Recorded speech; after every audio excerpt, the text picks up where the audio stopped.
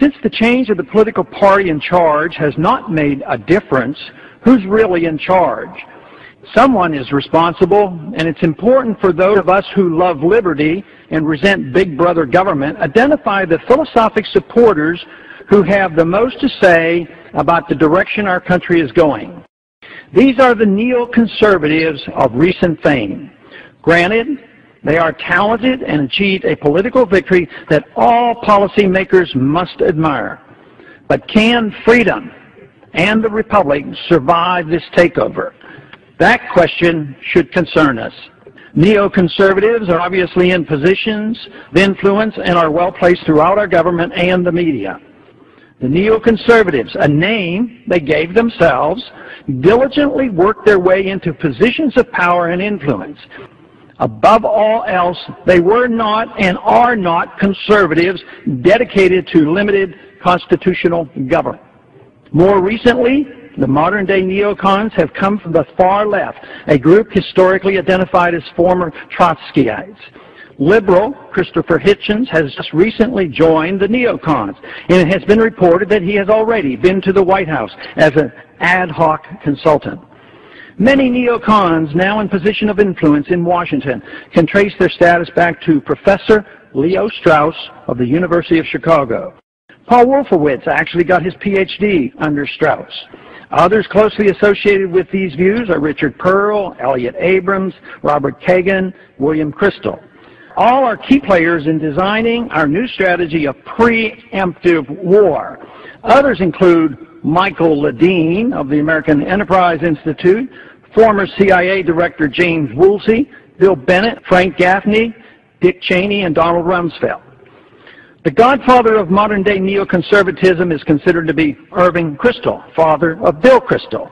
More important than the names of people affiliated with neoconservatism are the views they adhere to. Here is a brief summary of the general understanding of what neocons believe. They agree with Trotsky on permanent revolution, violent as well as intellectual. They are for redrawing the map of the Middle East and are willing to use force to do it. They believe in preemptive war to achieve desired ends. They accept the notion that the ends justify the means. They express no opposition to the welfare state. They are not bashful about an American empire. Instead, they strongly endorse it. They believe lying is necessary for the state to survive. They believe a powerful federal government is a benefit. They believe pertinent facts about how a society should be run should be held by the elite and withheld from those who do not have the courage to deal with it. They believe neutrality in foreign affairs is ill-advised. Force should not be limited to the defense of our country. They dislike and despise libertarians, therefore the same applies to all strict constitutionalists. They endorse attacks on civil liberties, such as those found in the Patriot Act, as being necessary. They unconditionally support Israel and have a close alliance with the Likud party. Various organizations and publications over the past 30 years have played a significant role in the rise to power of the neoconservatives. A product of the Bradley Foundation, the American Enterprise Institute led the neocon charge, but the real push for war came from the Project for a New American Century, another organization helped by the Bradley Foundation. This occurred in 1998 and was chaired by Weekly Standard editor Bill Kristol. They urged early on for war against Iraq, but were disappointed with the Clinton administration, which never followed through with its periodic bombings. Obviously, those bombings were motivated more by Clinton's personal and political problems than a belief in the neocon agenda.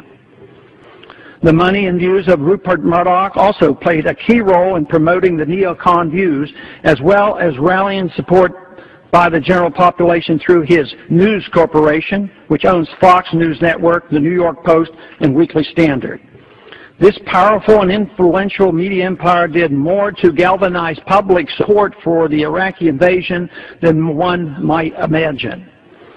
They have been amazingly successful in their efforts to control the debate over what Western values are and by what methods they will be spread throughout the world. It's of interest to note that some large Christian denominations have joined the neoconservatives in promoting preemptive war, while completely ignoring the Christian doctrine of a just war. The neocons saw and openly welcomed their support. Neoconservatism is not the philosophy of free markets and a wise foreign policy. Instead, it represents big government welfare at home and a program of using our military might to spread their version of American values throughout the world. If the neoconservatives retain control of the conservative limited government movement in Washington, the ideas once championed by the conservatives of limiting the size and scope of government will be a long-forgotten dream.